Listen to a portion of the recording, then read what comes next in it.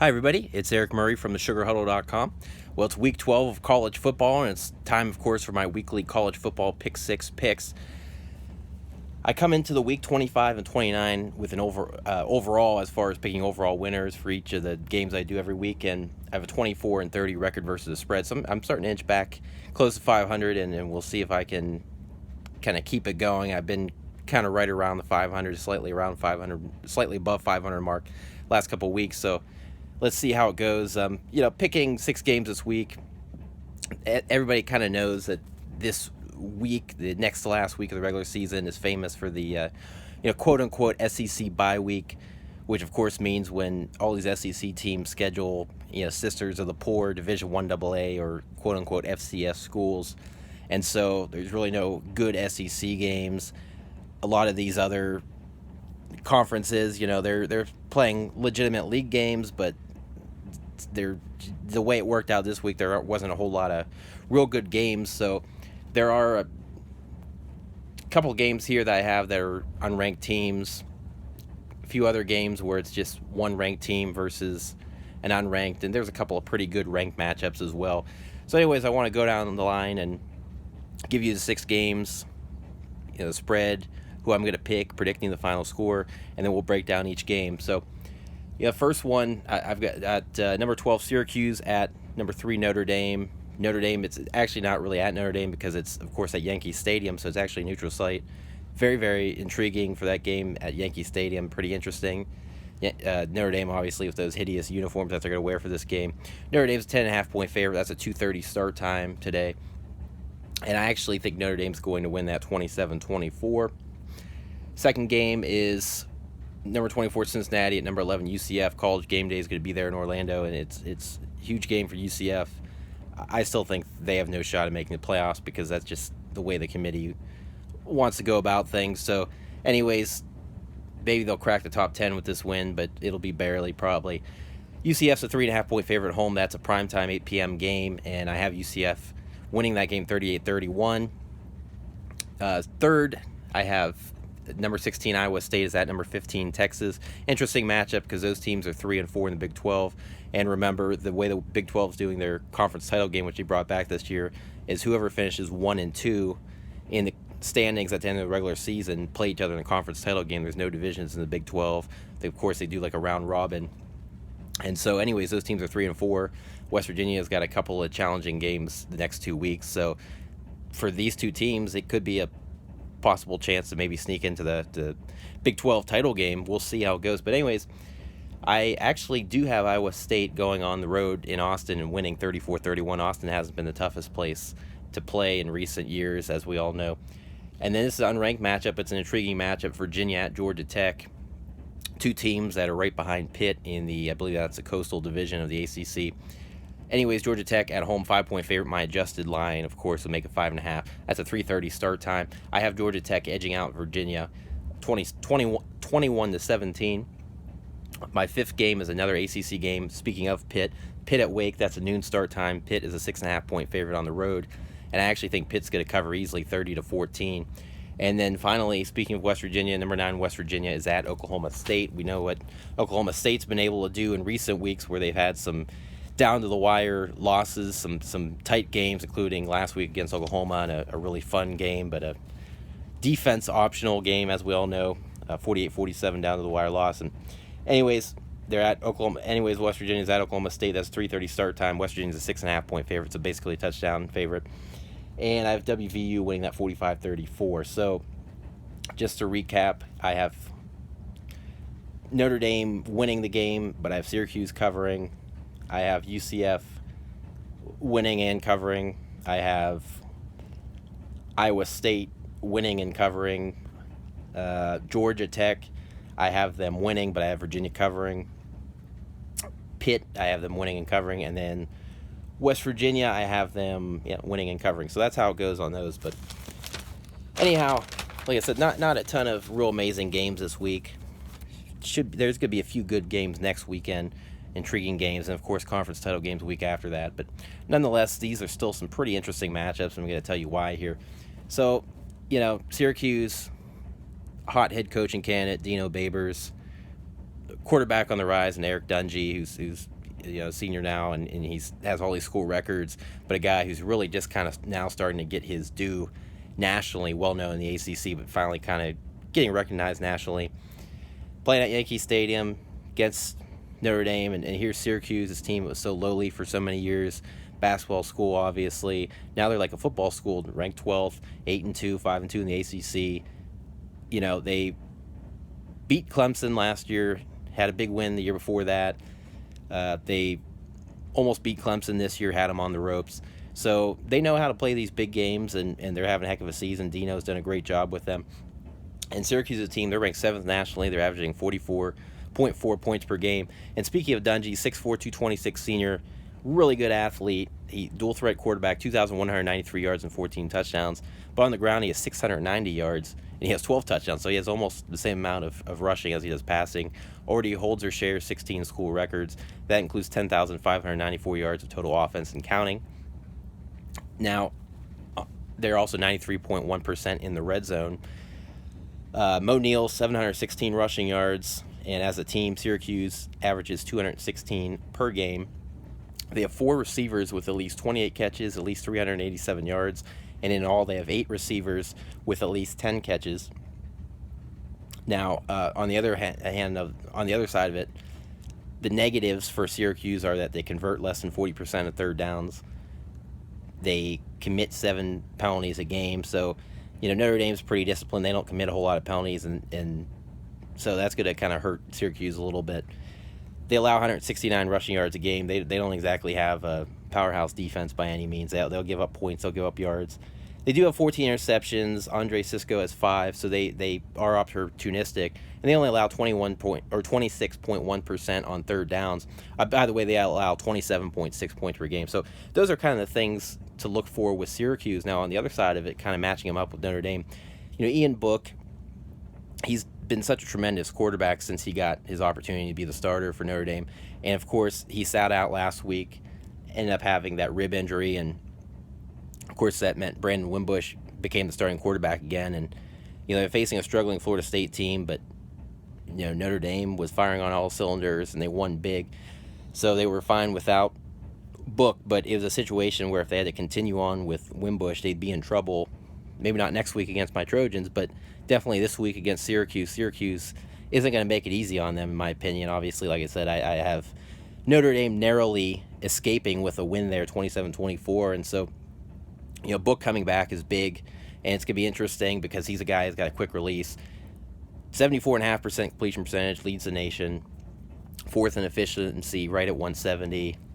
As a team, they average just under 200 rushing yards a game, it's like 199.4, I believe. Dexter Williams, 10 rushing touchdowns, has a good amount of yards.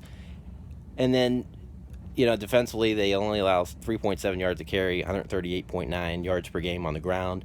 Tavon Coney, far and away leading the team with 87 tackles, senior linebacker. So he's obviously going to be a big key in this because, with Coney, he's going to have to probably, in a lot of ways, spy Dungy. And, again, Dungy, dual threat quarterback, big kid, obviously, like I mentioned. So, that should be a pretty interesting in-game matchup and see how that works. Notre Dame, by the way, they've scored at least 31 or more points in 5 of Book's 6 starts. So Pitt was the only game where they didn't. It was like they won 19-14. They won late. But anyways, so, Notre Dame, they're facing a unique challenge. And I think with Notre Dame, the interesting thing is really not even just necessarily their opponent, and this isn't a knock on Syracuse, but a lot of it is Notre Dame kind of dealing with the pressure of being, ranked 3rd and trying to win out, even though they only got 2 games left, and trying to make college football playoff. Now, of course, when they were still the BCS in 2012, they had some tight games, and a lot of people were doubting them, and they still were able to finish 12-0 and make it to the national title game. And this year is a better team than that 2012 team. Schedule is a little bit tougher, at least on the front end. But I think there's still that same pressure, and a lot of people are wondering, we've seen a couple times where Notre Dame, late in the season, like last year, they got off that great start, fell apart down the stretch. I think it was 2015 when they lost to Stanford, regular season finale, on a last-second field goal, I believe is how that went down. And a lot of people wonder, Syracuse, It's a golden opportunity for them to really take that next step as a program with the great year they've had. Notre Dame, can they deal with this pressure? And you also got to realize, as far as USC next week, even though Notre Dame should win big in that game, at the same time it is a huge rivalry game and it's at USC. So Notre Dame could be kind of also having that in the back of their mind, that we still got a big rivalry game in a week. We can't look ahead because we've got Syracuse this week, but it's going to be kind of interesting at Yankee Stadium. Be interesting to see what the field conditions are like. So it's going to kind of present a lot of unique challenges. But again, I think because Book is back, that's why I like Notre Dame just a little bit more. And I think the fact that Syracuse, like I said, not a real great team defensively, they get penalized their fair share. I think those little things are going to add up enough for Notre Dame to find a way to hang on and win the ball game. And if Syracuse can find a way to kind of clean up those things, if they can be a little bit stingier on the ground, which is tough against Notre Dame's running game, if they can limit the big passing plays, which again, easier said than done. Like I said, they only give up 26.1% on third down, so that's going to be huge to see, if they can stop Notre Dame on that. So a lot of those little things are going to start to add up, and it's going to be interesting to see how Syracuse does, because there's going to be a lot of pressure. Syracuse is going to place on themselves. Their fan base obviously is making a big deal of this game, so a lot of layers to this one. But I think Notre Dame's going to find a way to edge them out. But this is going to be another big scare for Notre Dame. It's going to be very interesting to see how that all goes. And speaking of Notre Dame, Mackenzie Milton, the UCF quarterback, he made some comments this week about how they blew out Pitt earlier in the year. They beat them by like 31, and Notre Dame barely beat Pitt in South Bend. Anyways, UCF, they're kind of feeling that irritation of knowing that they're going to get left out of the playoff again. I mean, it's going to take an absolute miracle for this committee to move them up, and even then, I think the committee is still going to take a 2-loss team over them. So UCF's kind of feeling that frustration, and they're trying to find a way to finish out this season. They've only played 9 games, whereas all these other teams have played 10. So they still got a few regular season games left, conference title game. So they're kind of it's interesting. Are they feeling the pressure or not? Because College game day is going to be there today, and primetime game, playing Cincinnati, who's 9-1, a couple spots back in the AAC East, right behind UCF and I believe Temple, who was Cincinnati's only loss. I believe that's who's second in the East right now. But going to be very, very interesting. And is the pressure going to kind of get to UCF? Didn't last year, but now talking about a team on a 22-game winning streak, it's going to be interesting. But anyways, UCF and Cincy, Cincinnati, they're really kind of about their defense. They average 35 points per game on offense, but defensively, they're one of the best defenses in the country. Luke Fickell, former Ohio State assistant coach, obviously was the interim head coach for a year back in 2011, right before Meyer took over, right after Jim Tressel resigned. They're allowing just 14.9 points per game. Offensively, they average 46.6% on third downs, and defensively, they only allow 25%. So, stout defense. Their only loss was 24-17 to Temple on October 20th. But anyways, they have a freshman quarterback in Desmond Ridder, and another dual threat guy. He's doing a really, really nice job. He's got 1,897 yards, 15 touchdowns, 5 picks. Also has 486 rushing yards and 5 touchdowns. So. And then sophomore running back Michael Warren, 1,082 yards and 17 touchdowns.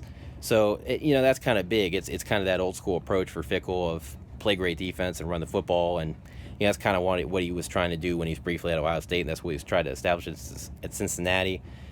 They only allow 102 rushing yards per game. And the thing that's nice, too, with them is they only have 9 takeaways. So they're not really an opportunistic defense, but they just make stop after stop after stop. They don't give up a whole lot of yards. They're so stingy on third downs. And they have 13 players that have between 23 and 49 tackles. So, I mean, they just play well as a team on defense. It's team defense. Every team kind of wants to aspire to that. And Cincinnati, those numbers don't lie. Overall, they're 6th nationally in total defense, 279.8 per game. Now, a couple things that could be a concern for them are that they're penalized 7.6 times a game for 70.2 yards per game. So, they are still going to be a little bit undisciplined, even with the success they've had. Those penalties could really kill them against UCF. And again, just having the 9 takeaways, this might be a game where they may give up a whole lot more, a whole lot more yards because of how good UCF is. They're going to be on the road. So this is a game where you may need a few takeaways, maybe just simply trying to be stingy on third downs, simply trying to be tough against the run and the pass, which are obviously ranked highly in both categories. That may not be enough. They may have to get a couple of interceptions if they can. UCF's not a team that turns it over left and right. So that could be a big key to this game. And UCF themselves, like I mentioned, 22-game winning streak now. Two coaches in 2 years. Obviously, Josh Heupel's coach now and doing a nice job. But it's interesting with UCF, 50% on third downs. They average 44.2 points per game. Defensively, they do allow 41% on third downs. This isn't a great defense by any means. They only have one single-digit victory on the year. They beat Memphis 31-30 down to the wire game. So they're a team that really hasn't been challenged too much. They've had a couple of closer games recently, but they still won by double digits. So it could be interesting to see if Cincinnati can put their backs against the wall a little bit and really challenge them. Speaking of Mackenzie Milton, the Hawaiian 3-year starter junior, 2,309 yards, 21 touchdowns, just five interceptions. So, he's going to obviously be big in this, and I think because of those comments they made during this week with, Notre Dame and everything, a lot of people are wondering, is he going to be, focused? Is his head going to be in the game? Is his teammates' heads going to be in the game? Or are they going to be looking at, the scoreboard, the standings of what everybody else is doing instead of focusing on Cincinnati? So that could be an opportunity for Cincinnati where Cincinnati's mentally there and maybe UCF isn't. Now, I'm not saying that'll be the case, but that could be a possibility. Anyways, UCF is a team that 6 players have at least 230 rushing yards, so they do a nice job of getting a lot of guys some opportunities to run the ball. 271.4 rushing yards a game on 6 yards a carry, 29 touchdowns. Defensively, though, they allow 208.9 rushing yards per game, so Cincinnati has to take advantage of that. Last year, they allowed a little bit less than 160, which still isn't great by any means, but definitely a lot better than this year. So obviously, UCF, they're going to get in the shootouts. They're going to have to score some points because they know they're going to give up some points. And if you're Cincinnati, running the ball, slowing the game down, and making a few key stops on defense, basically how you win this ball game. But I'm not sure they're going to be able to do enough of that, make enough stops. And so that's why I think UCF wins another shootout, 38-31. So we'll see. Iowa State, Texas, like I said, that's intriguing because of the fact that you've got two teams that are, right there trying to possibly sneak in as that second team in the Big 12 championship game. They're right there. We'll see. Obviously, West Virginia has Oklahoma State and Oklahoma the next 2 weeks to end the regular season, so it'll be interesting to see, if Oklahoma can hang in there. So Iowa State, Texas, if either one wants a chance to possibly get into the conference title game, obviously they have to win their last 2 games. That makes this a must-win. So this is a huge, huge game for both teams.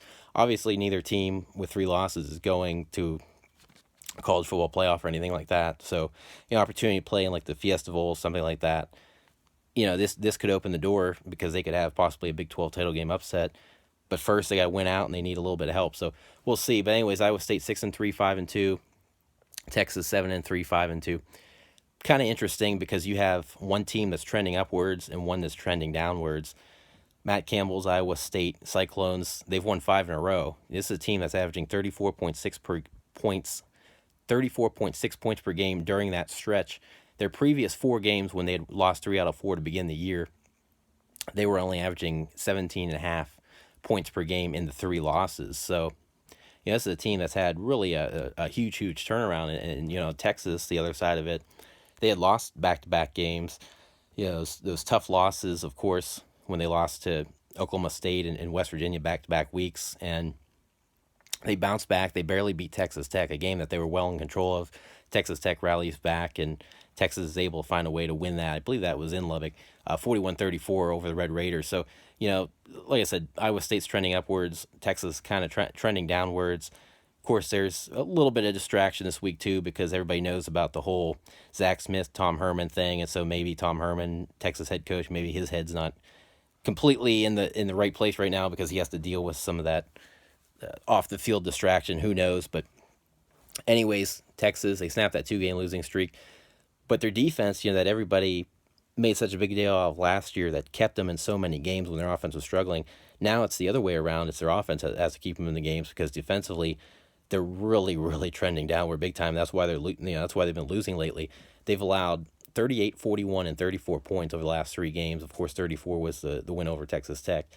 They allow 43.3% on third downs. Their Texas offense 44.8% on third downs. Their defense 43.3%. So they give it right back. They only have 19 sacks and they've allowed 18. So really kind of interesting to see how Iowa State can kind of take advantage of that. And a big thing, the big reason why Iowa State is doing what they're doing, of course, is because they've got a freshman quarterback who is started during this entire 5-game winning streak, and he's just done a marvelous job, including that big win they had over West Virginia a few weeks ago. And of course, that's Brock Purdy, who has a 68.6% completion percentage, 1,315 yards, 13 touchdowns, and just 2 picks. Through the roof, 192 rating. He has 252 rushing yards and 2 touchdowns, which is actually second on the team, believe it or not, because they give the ball to David Montgomery so much. Montgomery, 765 yards. But, the thing that's kind of interesting about it is anybody who kind of watched the highlights or heard about it last week, Iowa State, they had that game with Baylor, and there was a couple of disagreements and a couple of fights and scuffles on the field, and David Montgomery got caught up in one of them, so he's actually suspended for the first half of this game. So if you're Texas, because Iowa State doing what they're doing, you expect it to be a 4-quarter game. This could be another typical Big 12 shootout, but at the same time, you really have to take advantage in the first half, because if, Iowa State can't find a way to establish consistency on offense, establish some balance, and run the football in the first half because they're without Montgomery, that could open the door for Texas to build, like a 2-touchdown type lead, and maybe they hang on in the second half. So I think that's kind of the big thing in this one. Texas has to find a way to hang on. Of course, little Jordan Humphrey has 947 receiving yards for the Longhorns. Colin Johnson having another strong year, but Humphrey already almost at 1,000.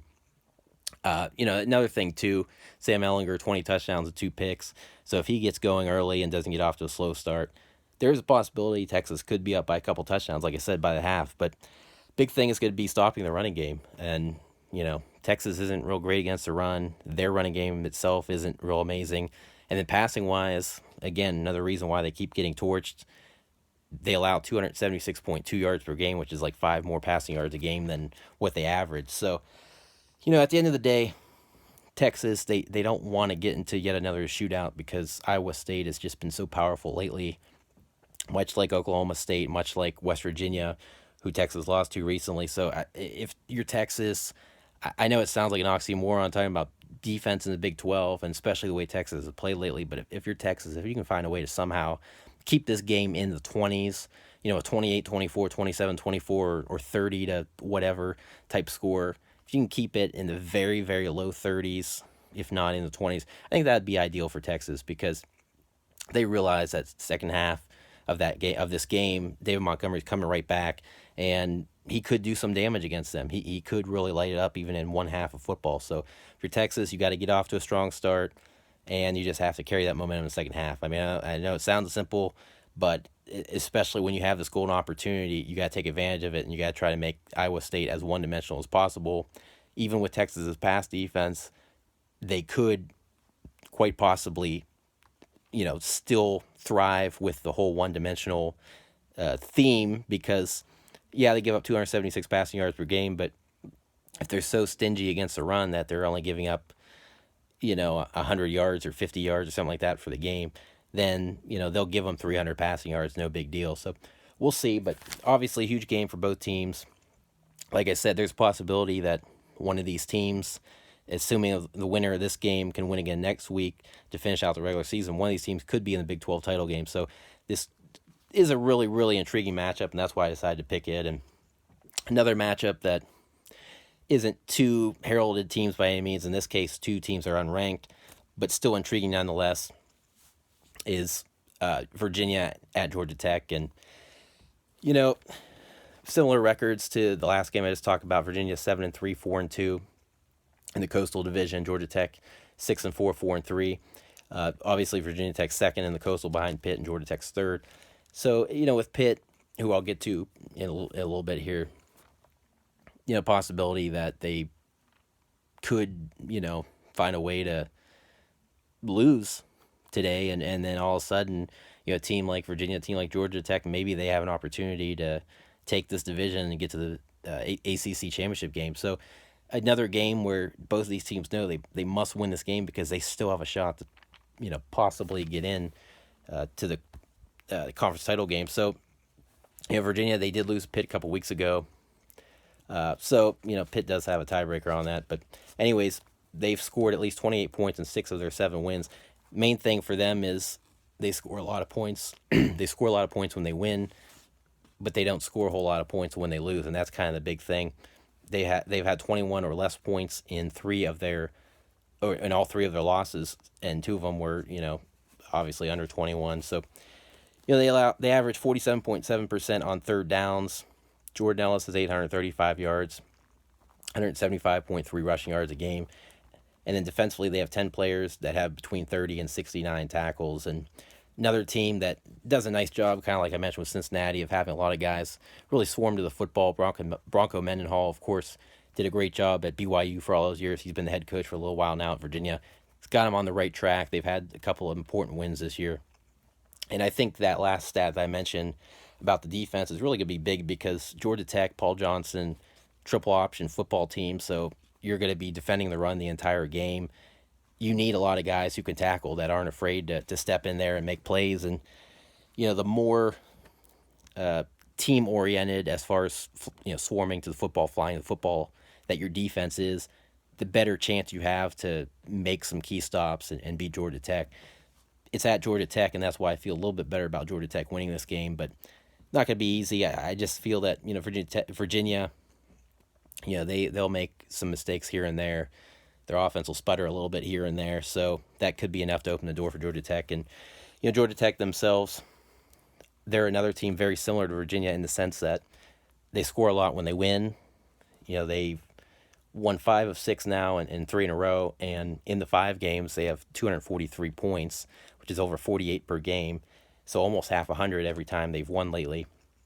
And in their 6 overall wins this year, they have 284 points, which averages out to a little over 47 points per game. But on the flip side, in 4 losses, they have 92 combined points, which is 23 per game, and I believe they had something like 38 or 31 in one of their losses. So when you subtract that and you look at their other 3 losses, they're really not scoring a whole lot of points. So it is kind of a game where, if somebody can get off to a quick start early and really kind of establish their dominance by the half and score a couple of early touchdowns, that might jumpstart one of these football teams to, score 30 plus points and find a way to win this game. But I think it's going to be a little bit lower scoring. Georgia Tech, by the way, obviously because they're a running team, 362.3 rushing yards per game. They're 46% on third downs, but they allow just under 50% on third downs, 49.6. And I go back to Virginia, who averages 47.7% on third down. So that's going to be the big thing because you want to keep Georgia Tech's offense off the field, obviously, if you're Virginia. And so if you can find a way to extend drives, even if you do have to end up punting on some of those drives, 47.7% on third downs, knowing that Georgia Tech doesn't really stop anybody on third downs, that's going to be huge stats. So that's something to watch out for there. And then their freshman quarterback, Tobias Oliver, for Georgia Tech, 781 rushing yards, 12 touchdowns. As a team, they only have 14 sacks. So it'll be interesting matchup here. But I do think, again, because Georgia Tech's at home and Virginia Tech just got killed stopping the run against Pitt a couple weeks ago, I just think that Georgia Tech's going to find a way to win this game, and they're going to have these long scoring drives, and just it's going to be a little bit too much for Virginia, even if they convert some third downs. So I think if this game were, at Scott Stadium in Charlottesville, I would feel a little bit better about picking UVA, but I'm going to stick with Georgia Tech. I think it's going to be a little bit more of a defensive struggle, and I think just having that running game at Georgia Tech's disposal, that'll be enough in the fourth quarter to wear down Virginia and find a way to win the game, run out the clock. So we'll see. And then again, speaking of ACC, speaking of Pitt, who leads the Coastal, they're 5-1 in the Coastal, 6-4 overall, obviously struggling non-conference-wise, had some pretty big non-conference games, but they've won 3 in a row since that Notre Dame loss, 19-14 down the wire game. They average 29.9 points per game. but they give up 29.6, and so that's why they're barely above 500. Is because they're just giving up too many points in a lot of key games. They allow over 45% on third downs. So, you know, for Wake, this is kind of like with Virginia, an opportunity where if you can find a way to keep converting some third downs and keep Pitt's offense off the field because they're such a run heavy team, just like Georgia Tech, that's going to be the key to basically beating Pitt in this game, upsetting them really. You know, Pitt, kind of the key is, again, because they're a run the ball and play great defense type of team. Pat Narduzzi, of course, former defensive coordinator at Michigan State, learned under Mark D'Antonio. You know, they had 484 rushing yards and 4 touchdowns against Duke a few weeks ago, 254 and 3 touchdowns against Virginia a couple weeks back. Last week against Virginia Tech, 492 and 6 touchdowns. So, and on the year, 256.9. So that's kind of the key is, they've had some quarterback issues last year or so. Kenny Pickett's been the guy, but he, like some of the quarterbacks we've seen in this offense, you want to take the ball out of their hand as much as possible. And the key in these 3 wins is he only has 43 combined attempts in the last 3 games, Kenny Pickett. I don't believe he's had more than 18 or 19 pass attempts in any of those 3 games. So if you take the ball out of his hands and can get 250, 300 plus rushing yards, that's going to be the key to winning this thing. And, Wake Forest, they don't have a whole lot of defense. That's why they're 5-5. We saw them get killed against Notre Dame earlier in the year, 2-4 in the ACC. They average 31.8 points per game. They rush for just under 216, but on the flip side, they allow 35.8 points per game. They give up 203.6 on the ground and 5.2 yards per carry. They have a nice tandem of Matt Colburn, a senior, and Cade Carney, a junior. That running back tandem, they average about 5 yards per carry when you combine all their stats.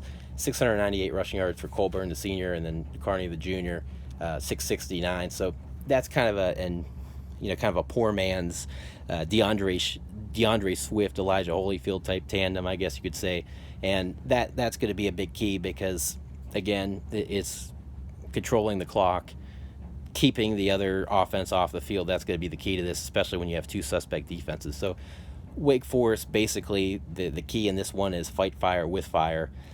I think, though, the interesting thing about this, and this, again, kind of reminds me of the Cincinnati game I talked about, is Cincinnati, for all the defense they play, which obviously Wake Forest doesn't play, they don't have a whole lot of takeaways. Well, Wake Forest, it's even less. They only have 7 takeaways on the year with 4 interceptions. Obviously, if they can't force Kenny Pickett to throw it much, he's not likely to throw any interceptions, maybe 1.